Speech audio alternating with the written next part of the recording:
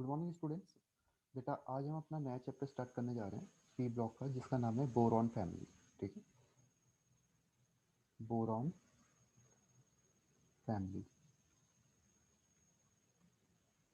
अच्छा, boron family की अगर मैं बात करूँ, पी ब्लॉक के अंदर टोटल जो हमने चैप्टर्स कवर करने हैं पी ब्लॉक में, अगर मैं बात करूँ तो पी ब्लॉक के अंदर बेटा ग्रुप नंबर 13 से लेके ग्रुप नंबर 18 तक की हम बात करेंगे। ठीक है, पी ब्लॉक के अंदर कहाँ से कहाँ तक कवर करना है अपन ने, ग्रुप नंबर 13 से ग्रुप नंबर 18। ठीक है, तो इसमें जो पहला चैप्टर आता है बेटा वो है बोरॉन फैमिली। बोरॉन फैमिली की अगर बेसिक सी चीज़ें मैं इंट्रोडक्शन की बात करूं, तो जैसे सभी को पता है बोरॉन फैमिली के अंदर के जो मेंबर हैं वो कौन कौन से हैं। बोरॉन है, एल्यूमिनियम है, गैलियम, इंडियम एंड थैलियम। ये एलिमेंट्स हैं बेटा जो क्या है, बोरॉन फैमिली के मेंबर्स हैं। ठीक है, अब इसमें अगर मैं तुम्हें जनरल इलेक्ट्रॉनिक कॉन्फ़िगरेशन की बात बताऊं, तो बोरॉन फैमिली का जो जनरल इलेक्ट्रॉनिक कॉन्फ़िगरेशन होता है बेटा वो होता है NS2 NP1। ठीक है, NS2 NP1 मतलब इसके वैलेंस सेल में कितने इलेक्ट्रॉन्स प्रेजेंट रहते हैं बेटा, 3 इलेक्ट्रॉन्स प्रेजेंट रहते हैं। और अगर हम एक बात और बोलूं कि कोई भी लास्ट इलेक्ट्रॉन, जब भी हम किसी लास्ट इलेक्ट्रॉन की बात करते हैं, लास्ट इलेक्ट्रॉन जिस भी सबशेल के अंदर एंटर करेगा, इसका मतलब वो एलिमेंट उसी ब्लॉक का होने वाला है। क्या बोला मैंने कि लास्ट इलेक्ट्रॉन, जैसे यहाँ पे अगर मैं बोरॉन का इलेक्ट्रॉनिक कॉन्फ़िगरेशन लिखूं तो क्या होता है, 1s2 2s2 2p1। यही बात करी थी हमने NS2 NP1, जहाँ पे n का मतलब क्या होता है, नंबर ऑफ शेल। तो लास्ट इलेक्ट्रॉन कौन सा है बेटा, लास्ट इलेक्ट्रॉन है जो p के अंदर गया हुआ है, ये इलेक्ट्रॉन लास्ट है, 1s2 2s2 2p1। तो लास्ट इलेक्ट्रॉन की एंट्री कहाँ हुई है, p में। इसका मतलब कौन सा एलिमेंट है, ये एलिमेंट्स प्रेजेंट होगा p ब्लॉक के अंदर। क्लियर है इतनी बात। लास्ट इलेक्ट्रॉन जिस भी सबशेल में एंट्री करता है, इसका मतलब वो उसी ब्लॉक का होता है। जैसे अगर लिथियम की बात करोगे तुम, ठीक है, तो लिथियम का इलेक्ट्रॉनिक कॉन्फ़िगरेशन क्या है बेटा, 1s2 2s1। लास्ट इलेक्ट्रॉन कहाँ एंटर करा, s में। इसका मतलब कौन से ब्लॉक का एलिमेंट है, s ब्लॉक का एलिमेंट है। ठीक है, तो ब्लॉक वाली बात समझ आ गई। तो हमने क्या बोला, लास्ट इलेक्ट्रॉन जहाँ भी एंटर करेगा उसी ब्लॉक का होगा। अच्छा, पी ब्लॉक में अगर हम एक चीज़ और देखें, अगर पी ब्लॉक में तुम्हें ग्रुप निकालना है, पी ब्लॉक के अंदर अगर क्या निकालना है, ग्रुप तुमने फाइंड आउट करना है, तो क्या करते हैं, 10+ वैलेंस सेल के इलेक्ट्रॉन्स। ये किसकी बात कर रहे हैं हम, पी ब्लॉक की बात कर रहे हैं। पी ब्लॉक में अगर तुम्हें ग्रुप फाइंड आउट करना है तो क्या करोगे, 10+ वैलेंस सेल के इलेक्ट्रॉन्स। जैसे वैलेंस सेल में कितने इलेक्ट्रॉन्स प्रेजेंट है बेटा, यहाँ पे अगर ध्यान से देखोगे वैलेंस सेल में कितने इलेक्ट्रॉन्स हैं, 3 इलेक्ट्रॉन। तो क्या करोगे, 10+3। इसका मतलब ये कौन से ग्रुप का एलिमेंट है, 13th ग्रुप का एलिमेंट ही होने वाला है। क्लियर है बात। तो बोरॉन तुम्हें ऐसे भी दिख रहा है कि कौन से फैमिली का है, कौन से ग्रुप का है, 13th ग्रुप का है। ठीक है, तो मैंने क्या बोला, इसमें वापस से देख लेते हैं कि ये जो एलिमेंट्स प्रेजेंट है, बोरॉन है, एल्यूमिनियम है, गैलियम है, इंडियम है और थैलियम है। तो पहली चीज, इनका जो जनरल इलेक्ट्रॉनिक कॉन्फ़िगरेशन है बेटा वो है NS2 NP1। तो यहाँ से हमें एक चीज समझ आ गई कि हम ब्लॉक बता सकते हैं कि कौन से ब्लॉक का एलिमेंट है। ब्लॉक बताने के लिए क्या चेक करना है कि लास्ट इलेक्ट्रॉन कहाँ एंटर कर रहा है। हम ग्रुप बता सकते हैं। ठीक है, ग्रुप बताने के लिए हमने क्या करा, पी ब्लॉक का अगर एलिमेंट है तो 10+ वैलेंस सेल के इलेक्ट्रॉन्स कर देने। हम बता सकते हैं पीरियड। ठीक है, पीरियड भी बता सकते हैं। पीरियड कैसे बताओगे, ये बेटा, ये जो एन है यहाँ पे, वैलेंस सेल जो है वो ही इसका क्या होता है, पीरियड। जैसे बोरॉन फैमिली में क्या है, 1s2 2s2 2p1। तो ये जो 2 है सेकंड पीरियड का एलिमेंट है, तुम्हें ये बताता है। अगर एल्यूमिनियम होता तो क्या होता, 3s2 3p1। इसका मतलब एल्यूमिनियम क्या होता है, थर्ड पीरियड का एलिमेंट होता। इतनी बातें क्लियर है, पीरियोडिक टेबल में पड़ी हुई होंगी। ठीक है,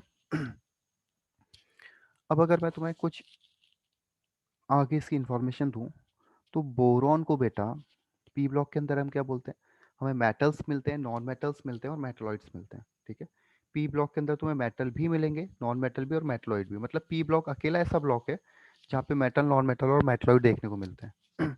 अब एनसीईआरटी की जो पुरानी बुक्स हैं, 2005 या 2006 से पुरानी बुक्स, उसमें बोरॉन को बेटा मेटलॉइड दिया होगा। बट अभी अगर तुम देखोगे तो बोरॉन को क्या दिया जाता है यहाँ पे, नॉन मेटल। ठीक है, हमने फॉलो किसको करना है, एनसीईआरटी को करना है।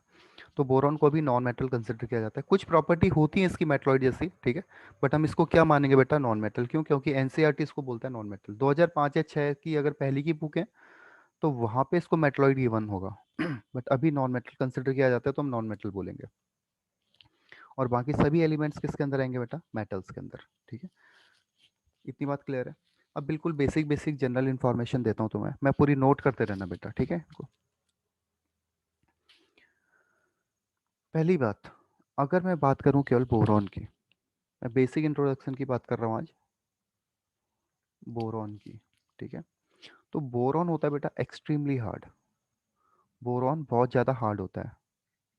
मैंने तुम्हें एक बार पहले ही बताया था, नॉन मेटल होने के बाद भी ये क्या होता है, extremely hard.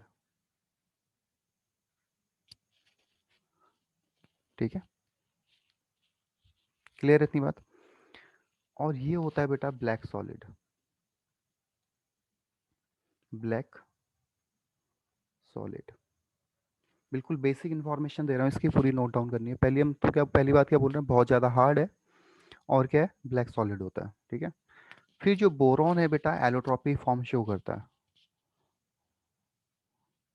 Boron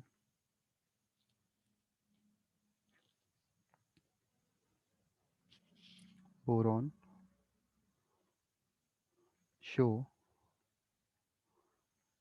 allotropy form.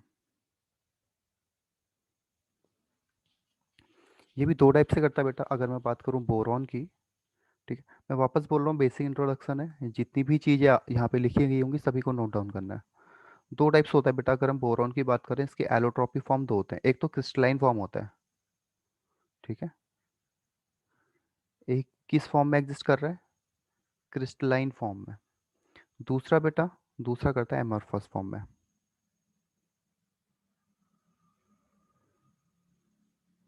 Crystalline and amorphous form. ठीक है, क्रिस्टलाइन फॉर्म जनरली इसके 5 होते हैं, अमॉर्फस फॉर्म क्या होते हैं, 2 होते हैं।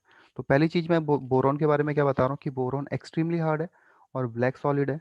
दूसरी चीज़ हम क्या बोल रहे हैं कि बोरॉन एलोट्रॉफी फॉर्म शो करता है। ठीक है, कितने हैं वो छोड़ दो, बट हमें पता होना चाहिए क्रिस्टलाइन फॉर्म और अमॉर्फस फॉर्म में एग्जिस्ट करता है। ठीक है, उसमें भी अगर मैं बात करूँ क्रिस्टलाइन फॉर्म की, तो ये क्या होता है बेटा, लेस रिएक्टिव होता है, लेस रिएक्टिव।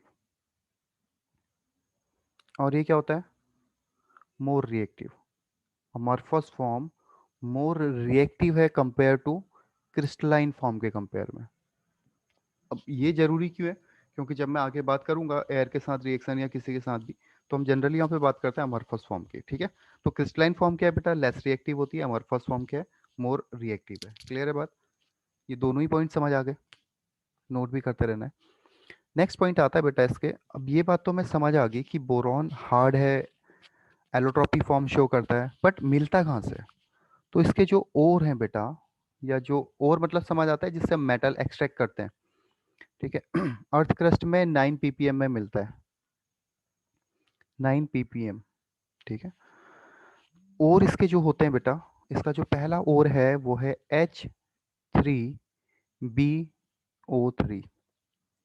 पहला ओर तो ये है H3BO3, इसका नाम सभी बच्चे जानते हैं, क्या नाम है इसका, बोरिक एसिड। अब इसको थोड़ा तरीके से याद रखना, क्योंकि ब्लॉक केमिस्ट्री अगर अच्छे से पढ़ोगे तो मेटलर्जी भी साथ साथ में क्लियर हो रही है, सॉल्ट एनालिसिस का पार्ट भी क्लियर होते रहेगा। ठीक है, तो इसको क्या बोल रहे हैं हम, बोरिक एसिड। ये आगे भी काम आएंगे मेटलर्जी के टाइम पे। सेकंड है बेटा इसका Na2B4O7। ये ओर है बेटा इसके, ओर मतलब जिससे मेटल एक्सट्रैक्ट कर सकते हैं इजीली।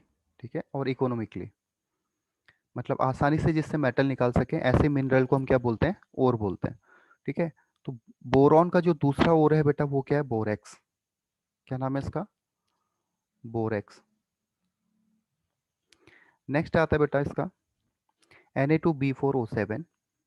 सेम है देखना, Na2B4O7, बट जो वाटर क्रिस्टलाइजेशन है ये कम हो गई। यहाँ पे ये क्या हो जाएगा, 4H2O। और 4H2O होते ही इसका नाम भी चेंज हो जाएगा, ये हो जाएगा कार्नाइट। ठीक है, नेक्स्ट आता है बेटा ये ज़्यादा इंपॉर्टेंट नहीं है बट लिख सकते हैं इसको, Mg3B3O15 डॉट MgCl2। ठीक है, इसका नाम होता है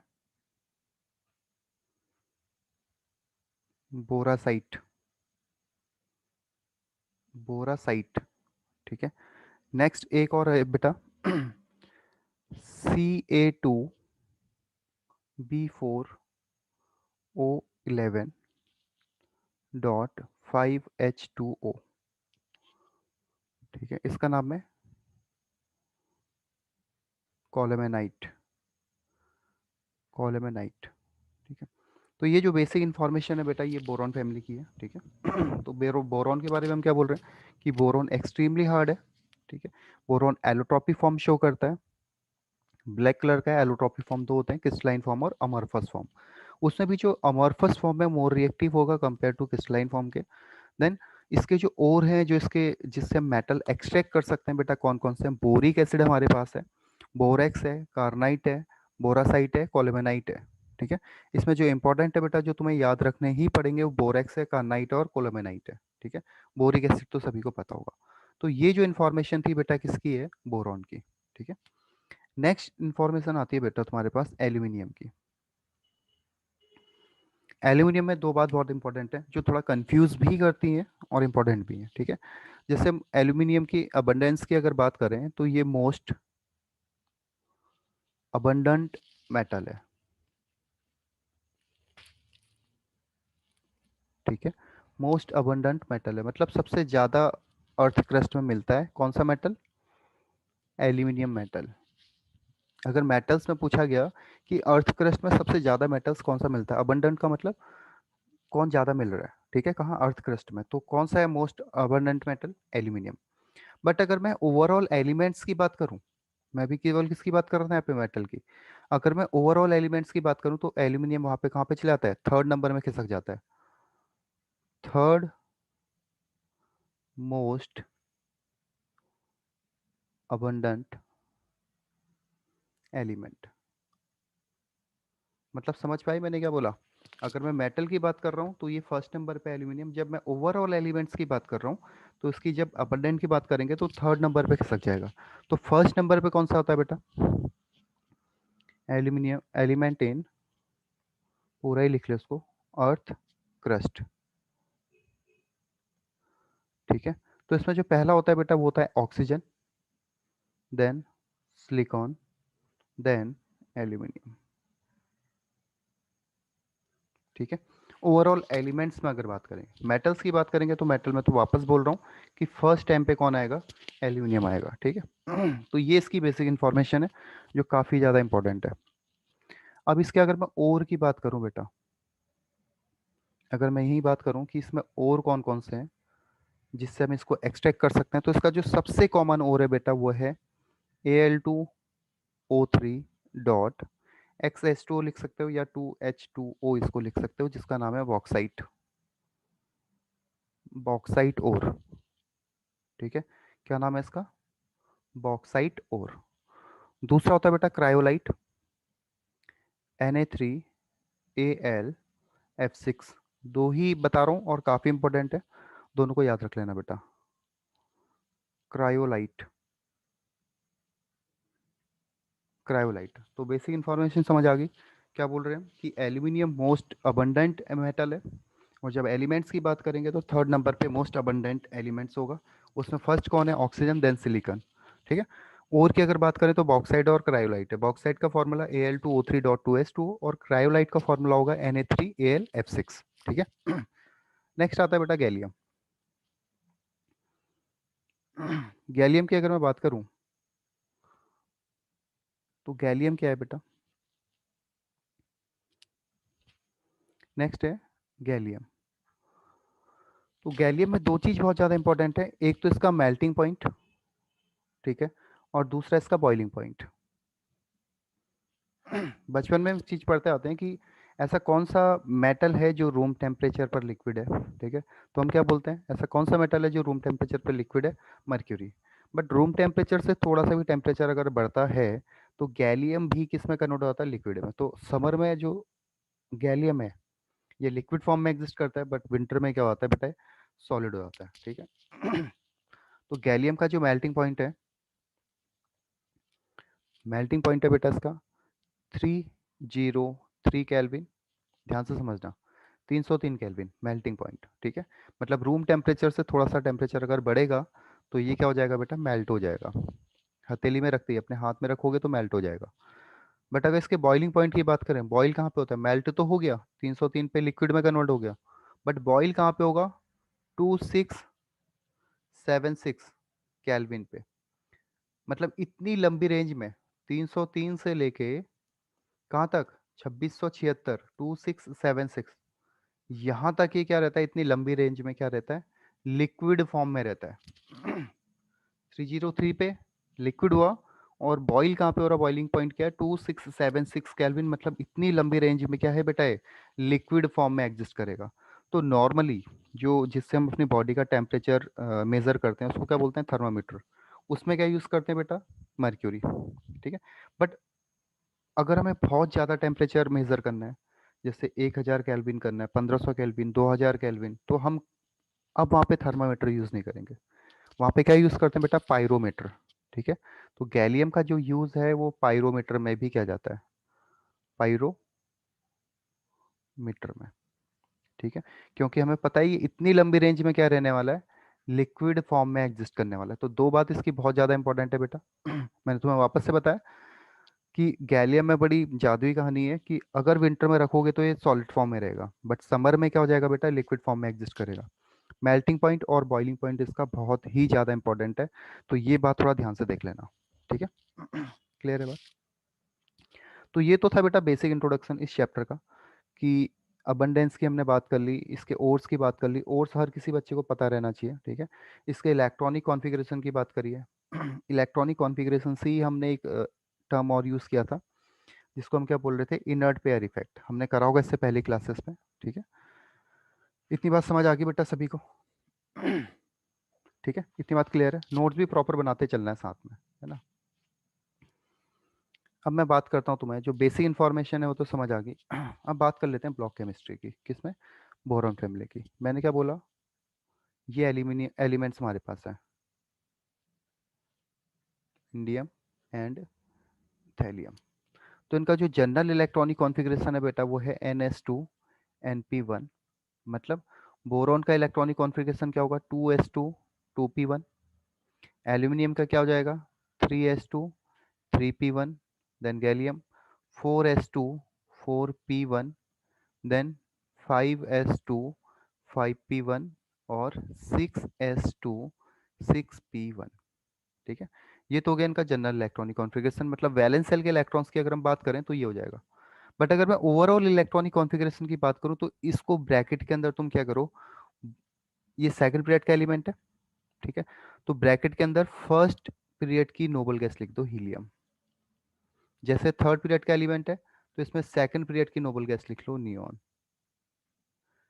यहाँ पे थर्ड पीरियड की नोबल गैस लिख लो, आर्गन, जेनॉन, ठीक है। क्रिप्टन, समझ पाए। तो जैसे बोरॉन सेकंड पीरियड का एलिमेंट है, उसके आगे ठीक ब्रैकेट में फर्स्ट पीरियड की नोबल गैस लिख लो। थर्ड पीरियड का एलिमेंट है तो ब्रैकेट में सेकंड पीरियड की नोबल गैस लिख लो। तो उससे इसका ओवरऑल जो इलेक्ट्रॉनिक कॉन्फ़िगरेशन है वो निकल जाएगा, ठीक है। अब मैं अगर इसके ऑक्सीडेशन नंबर की बात करूं या ऑक्सीडेशन स्टेट की बात करूं, ठीक है, किसकी बात कर रहे हैं, ऑक्सीडेशन स्टेट। बेटा बोरॉन पढ़ाने से पहले मैंने तुम्हें नाइट्रोजन पढ़ा दिया था, ठीक है। और नाइट्रोजन में एक टर्म मैंने वहाँ पे यूज़ किया था बेटा, इनर्ट पेयर इफेक्ट, ठीक है। इनर्ट पेयर इफेक्ट का मतलब क्या है कि जहाँ पे हम बात कर रहे हैं NS2 NP1 की, ठीक है। तो वैलेंस सेल में कितने इलेक्ट्रॉन है, S में 2 इलेक्ट्रॉन है, और P में कितने इलेक्ट्रॉन है बेटा, 1 इलेक्ट्रॉन है, ठीक है। तो 1 इलेक्ट्रॉन ये लूज होगा, 2 इलेक्ट्रॉन ये यूज लूज होंगे। तो इसका जो ऑक्सीडेशन नंबर है, अगर केवल एक ही इलेक्ट्रॉन लूज होगा बेटा तो ऑक्सीडेशन नंबर क्या रहेगा, +1। और अगर तीनों ही लूज हो जाएंगे तो ऑक्सीडेशन नंबर क्या रहेगा, +3, ठीक है। समझ पाए मैंने क्या बोला, कि अगर केवल एक इलेक्ट्रॉन लूज होता है सपोज, तो ऑक्सीडेशन नंबर क्या रहेगा, मैंने बोला कि केवल यहाँ से इलेक्ट्रॉन लूज हो रहा है, केवल ये इलेक्ट्रॉन लूज हुआ, एक ही इलेक्ट्रॉन लूज होगा तो कौन सा चार्ज आएगा, +1 चार्ज आएगा। अगर एक इलेक्ट्रॉन के साथ साथ बाकी बचे हुए दो इलेक्ट्रॉन एस के भी चले जाएं तो कितना चार्ज आएगा, +3, क्योंकि 3 इलेक्ट्रॉन लूज हो गए। ठीक है, तो जो टॉप के एलिमेंट्स हैं बेटा इनमें तो सही है, इसमें तो 3 के 3 इलेक्ट्रॉन लूज हो जाते हैं। ठीक है, बट जैसे ही बॉटम की ओर मूव करोगे तो यहाँ पे एनएस के इलेक्ट्रॉन इनर्ट हो जाते हैं बेटा, केमिकल रिएक्शंस में पार्टिसिपेट करना बंद कर देते हैं। ठीक है, एन एस के जो इलेक्ट्रॉन है, दो इलेक्ट्रॉन, ये क्या हो जाते हैं, इनर्ट हो जाते हैं, केमिकल रिएक्शंस में पार्टिसिपेट करना बंद कर देते हैं, जिससे इसको क्या बोलते हैं हम, इनर्ट पेयर इफेक्ट। मैंने आगे तुम्हें बताया था, पोअर शील्डिंग के कारण ये काम होता है। ठीक है समझ आ रहा है। तो अगर मैं बात करूं इसमें बोरॉन की, तो बोरॉन ऑक्सीडेशन नंबर में +3 +1 शो करेगा। ठीक है, उसके बाद चलो इसको मैं आगे बताता हूँ तुम्हें। इतनी बात कितनों को समझ आ गई कि हम ऑक्सीडेशन स्टेट की बात करेंगे तो ऑक्सीडेशन नंबर का मतलब क्या है, इलेक्ट्रॉन्स लूज हो रहे हैं, तो एक इलेक्ट्रॉन भी लूज हो सकते हैं और बचे हुए 3 इलेक्ट्रॉन्स भी लूज हो सकते हैं। ठीक है,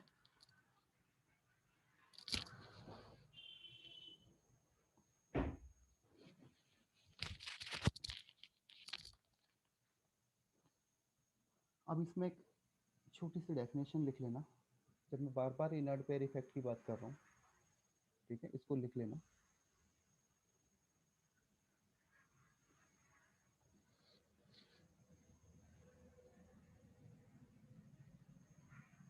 इनर्ट पेयर इफेक्ट समझ तो आ गया मैं बोल क्या रहा था, कि हमारे पास जो इलेक्ट्रॉन है NH2 NP1 के इलेक्ट्रॉन है। ठीक है, इसमें जैसे ही हैवी एलिमेंट्स के ऊपर जाओगे, जैसे मैं गैलियम की बात करूँ, इंडियम की बात करूँ या थैलियम की बात करूँ, तो जो एस के इलेक्ट्रॉन है बेटा, ये इनर्ट हो जाते हैं, केमिकल रिएक्शंस में पार्टिसिपेट करना बंद कर देते हैं। तो केवल कौन पार्टिसिपेट करेंगे, पी के इलेक्ट्रॉन, और पी में केवल एक ही इलेक्ट्रॉन है, तो केवल एक इलेक्ट्रॉन लूज होगा तो कौन सा चार्ज आएगा, +1 चार्ज आएगा, मतलब +3 ऑक्सीडेशन स्टेट शो नहीं करेंगे। ठीक है, क्लियर है, इतनी बात समझ आती है बातें। ठीक है देखो फिर इसमें लिखना इनर्ट पेयर इफेक्ट में, ये बात समझ आ गई ना तुम्हें कि ये इनर्ट हो जाएगा, तो इसी चीज को हमने लिखना है, reluctance, reluctance of s subshell electron to participate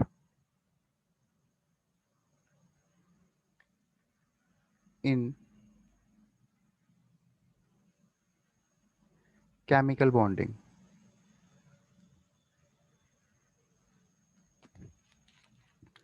ठीक है, इनर्ट पेयर इफेक्ट का मतलब क्या है, जो एस सबशेल के इलेक्ट्रॉन्स हैं वो रिलेक्टेंट हो जाते हैं, केमिकल बॉन्डिंग में पार्टिसिपेट करना बंद कर देते हैं। ठीक है, this effect, this effect increases down the group, down the group in group 13 to group 16। ठीक है, तो टॉप टू बॉटम जब जाओगे इनर्ट पेयर इफेक्ट इंक्रीज करेगा। ठीक है, कहां से, ग्रुप 13 से लेके ग्रुप 15 पे। क्लियर है बेटा इतनी बात, ये बात भी समझ आ गई। ठीक है, जनरल इलेक्ट्रॉनिक कॉन्फ़िगरेशन की अपन ने बात कर ली थी, ये बात समझ आ गई तुम्हें कि रिलक्टेंस का मतलब क्या है, कि केमिकल रिएक्शंस में पार्टिसिपेट करना बंद कर रहे हैं कौन, एस ब्लॉक के एलिमेंट्स, उसी को हम क्या बोल रहे हैं बेटा, इनर्ट पेयर इफेक्ट बोल रहे हैं।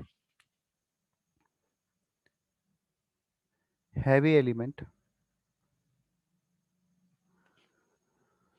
heavy element show inert pair effect, inert pair effect. क्यों, क्योंकि डी ब्लॉक, डी सबशेल्स की एंट्री हो जाएगी, और डी और एफ क्या करते हैं, पोअर शील्डिंग करते हैं। ठीक है, इसमें एक लाइन और लिख सकते हो तुम आगे, in fact In fact, thallium show more stable. In fact, thallium show more stable compound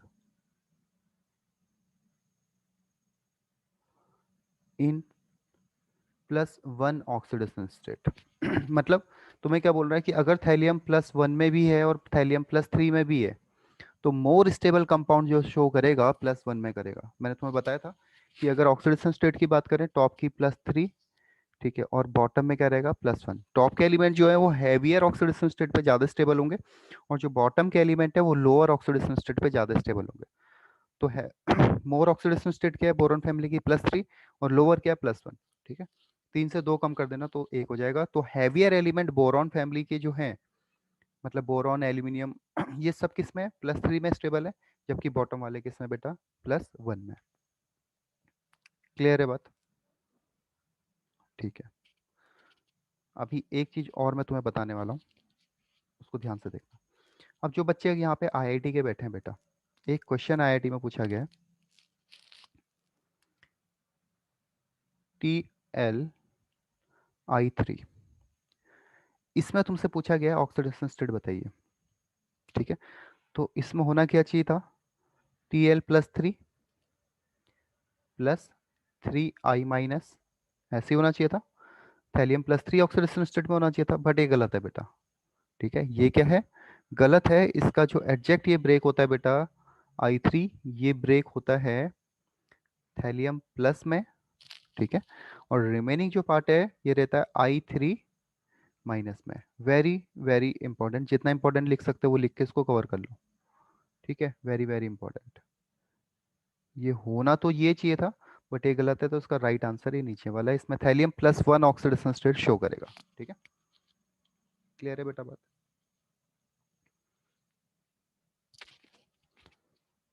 ठीक है, अब अगर मैं स्टेबिलिटी की बात करूं, इनर्ट पेयर इफेक्ट तो हमें समझ आ गया कि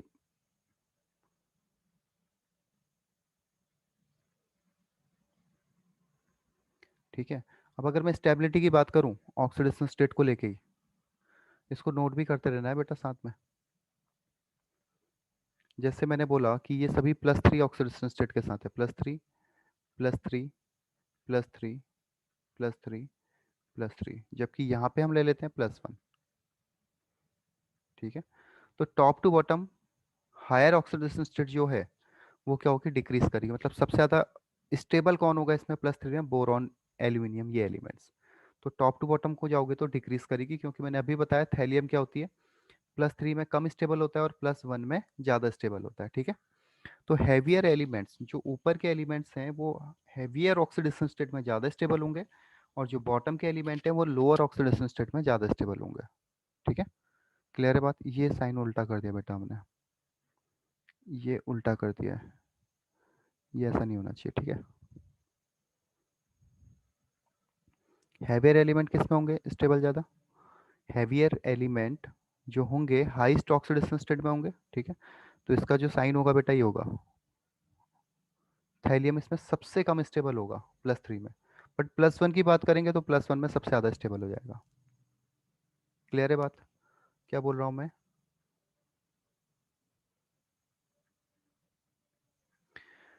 +3 जो ऊपर के एलिमेंट्स हैं ये क्या है बेटा, +3 हैवियर ऑक्सीडेशन स्टेट पे ज़्यादा स्टेबल होंगे, जबकि जो बॉटम के एलिमेंट्स हैं ये लोअर ऑक्सीडेशन स्टेट पे ज़्यादा स्टेबल होंगे। वही चीज़ बता रही है यहाँ पे। अगर +3 की बात करेंगे टॉप टू बॉटम डिक्रीज होगा स्टेबिलिटी, और अगर +1 की बात करें टॉप टू बॉटम इंक्रीज होगी स्टेबिलिटी। ठीक है, स्टेबिलिटी ऑर्डर लिख लो इसको, स्टेबिलिटी ऑर्डर। अब इसमें सबसे इंपॉर्टेंट बात मैं तुम्हें बताने जा रहा हूँ कि बोरॉन +3 ऑक्सीडेशन स्टेट शो ही नहीं करता है, क्योंकि इसका साइज छोटा है। ठीक है, और इसकी जो आयनाइजेशन एनर्जी है +1 +2 +3 ये बहुत ज़्यादा हो जाती है। ठीक है, क्या बोल रहा हूँ मैं, बोरॉन +3 ऑक्सीडेशन स्टेट शो ही नहीं करेगा। इसका मतलब क्या करेगा, इलेक्ट्रॉन्स की शेयरिंग करेगा, कोवेलेंट बॉन्ड बनाएगा। बोरॉन आयनिक बॉन्ड बनाएगा ही नहीं, +3 शो ही नहीं करेगा। क्यों? क्योंकि बोरॉन से क्या करना पड़ेगा, तुम्हें 3 इलेक्ट्रॉन निकालने पड़ेंगे +3 के लिए। 1s2 2s2 2p1। ठीक है, इसके लिए क्या करना पड़ेगा, पहला इलेक्ट्रॉन निकालना पड़ेगा, तो क्या हो जाएगा आयनाइजेशन एनर्जी 1 प्लस दूसरा इलेक्ट्रॉन निकालोगे आयनाइजेशन एनर्जी 2 प्लस तीसरा इलेक्ट्रॉन निकालोगे आयनाइजेशन एनर्जी 3। तो ये तीनों क्या होती है, बहुत ज्यादा होती है, वेरी हाई।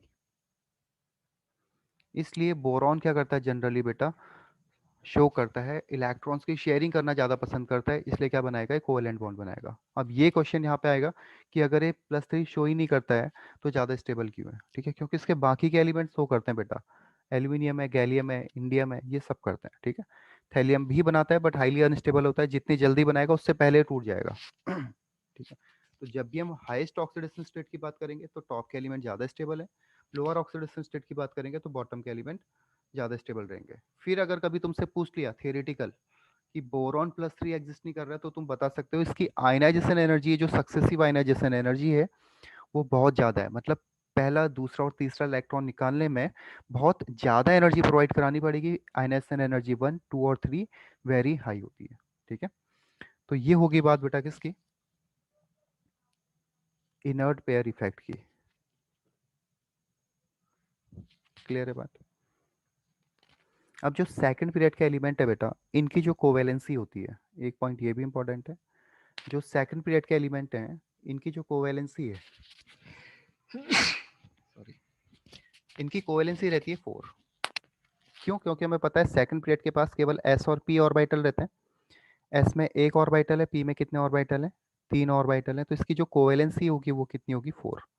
जबकि जो थर्ड पीरियड के एलिमेंट होते हैं बेटा, इसके पास क्या रहता है, s p and d, s p और d ऑर्बिटल वैकेंट रहते हैं, तो इसकी जो मैक्सिमम कोवेलेंसी होती है वो होती है 6।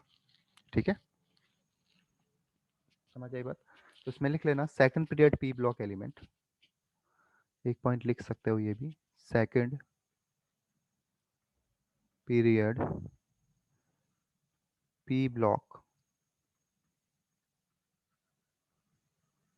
element cannot expand, can't expand their octet। Octet को एक्सपेंड नहीं कर पाएंगे, क्यों, 8 इलेक्ट्रॉन से ज़्यादा रख नहीं पाएंगे अपने पास, क्योंकि इसके पास वैकेंट डी ऑर्बिटल नहीं है। ठीक है, तो ऑक्टेट को एक्सपांड नहीं कर पाएंगे, that is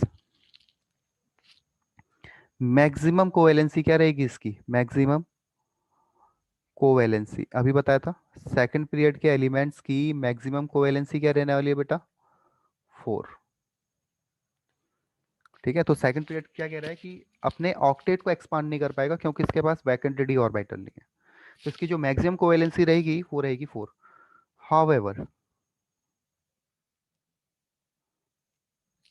however third and higher period element, मतलब तीसरे पीरियड की बात करें या हम उससे नीचे वाले चौथे पांचवे छठे की बात करें, how higher period element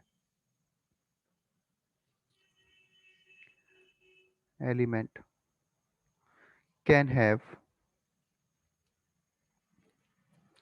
covalency greater than 4, 4 से ज़्यादा हो सकती है थर्ड पीरियड के एलिमेंट्स की बात करें या उससे ज़्यादा, फोर्थ फिफ्थ सिक्स की बात करें। ठीक है, तो हमने क्या बोला, जो सेकंड पीरियड का एलिमेंट है बेटा अपने ऑक्टेट को एक्सपांड नहीं कर सकते, जबकि जो थर्ड पीरियड की बात करें फोर्थ की, इनके पास वैकेंट ऑर्बिटल रहते हैं। ठीक है, इसलिए क्या कर सकते हैं, अपने ऑक्टेट को एक्सपांड कर सकते हैं। तो जो सेकंड पीरियड के एलिमेंट हैं इनकी मैक्सिमम कोवेलेंसी क्या रहने वाली है बेटा, 4। जैसे अगर BF3 में F माइनस ऐड करें तो ये क्या बनाएगा, BF4। ठीक है, 4 बॉन्ड बना लिए माइनस, तो इसकी कोवेलेंसी क्या होगी, 4 होगी बेटा। जबकि अगर मैं यही बात करूं थर्ड पीरियड के एलिमेंट्स की, एल्यूमिनियम की AlF3, अगर मैं इसमें F ऐड करूं तो इसमें क्या करते हैं 3F ऐड हो सकते हैं, और ये जो कंपाउंड बनाएगा बेटा ये बनाएगा AlF6 3 माइनस। ठीक है, तो यहाँ पे जो कोवेलेंसी है 4, और यहाँ पे क्लियरली जो कोवेलेंसी दिख रही है तुम्हें कितनी दिख रही है, 6। तो अगर हम कोवेलेंसी की बात करें तो सेकंड पीरियड की कोवेलेंसी रहेगी 4, जबकि थर्ड फोर्थ फिफ्थ की 4 से ज़्यादा हो सकती है। क्लियर है? क्लियर है बेटा बात? तो ये भी नोट कर लेना साथ साथ में, ठीक है? तो एक बार वापस देख लो मैं क्या बोल रहा था कि सबसे पहले हमने बात करी किसकी, बोरॉन फैमिली की। वैलेंस इलेक्ट्रॉन हम निकाल सकते हैं, पीरियड निकाल सकते हैं, ग्रुप नंबर हम इसमें से निकाल सकते हैं, ठीक है? उसके बाद बेटा हम जनरल इलेक्ट्रॉनिक कॉन्फ़िगरेशन की बात करिए। बोरॉन को मैं तुम्हें बताया कि अगर 2005-6 से पहले एनसीईआरटी देखोगे तो मेटलॉइड है, बट अभी जो हम करंट में पढ़ रहे हैं नॉन मेटल से, कुछ प्रॉपर्टी होती है इसकी मेटलॉइड की, बट हम इसको नॉन मेटल के अंदर कंसिडर कर रहे हैं, या इसको बोला जाता है टिपिकल नॉन मेटल भी बोला जाता है, ठीक है? Typical non metal. उसके नीचे के जो एलिमेंट्स है मेटल्स है, कुछ कुछ प्रॉपर्टीज की तुम्हें लर्न करनी पड़ेगी, जैसे बोरॉन एक्सट्रीमली हार्ड है, क्रिस्टलाइन फॉर्म में एग्जिस्ट करता है, अमॉर्फस फॉर्म में एग्जिस्ट करता है, अमॉर्फस में ज़्यादा रिएक्टिव है, ठीक है? बोरिक एसिड, बोरेक्स, कार्नाइट, बोरोसाइट, ये सभी क्या है बेटा इसके और हैं जहाँ से हम बोरॉन को एक्सट्रैक्ट करेंगे। और अर्थ क्रस्ट में केवल 9 ppm में एग्जिस्ट करेगा इसकी जो अबंडेंस है, ठीक है? एल्यूमिनियम की बात करें, इसमें इंपॉर्टेंट पार्ट क्या था कि मोस्ट अबंडेंट मेटल है, बट अगर एलिमेंट की बात करें थर्ड मोस्ट अबंडेंट एलिमेंट्स है, ठीक है? गैलियम, इंडियम और थैलियम, इसकी अबंडेंस बहुत कम होती है बेटा अर्थ क्रस्ट में। तो गैलियम में जो इंपॉर्टेंट बात है ये है कि मेल्टिंग पॉइंट और बॉइलिंग पॉइंट बहुत लंबी रेंज तक ये लिक्विड है, तो इसलिए हम क्या करते हैं इसको जो हाई टेम्परेचर को मेजर करने के लिए यूज़ करते हैं, उसमें यूज़ किया जाता है, पायरोमीटर्स उनको बोला जाता है, ठीक है? तो बेटा इसको कवर करो, फिर मिलते हैं नेक्स्ट क्लास में। चलो बाय बेटा।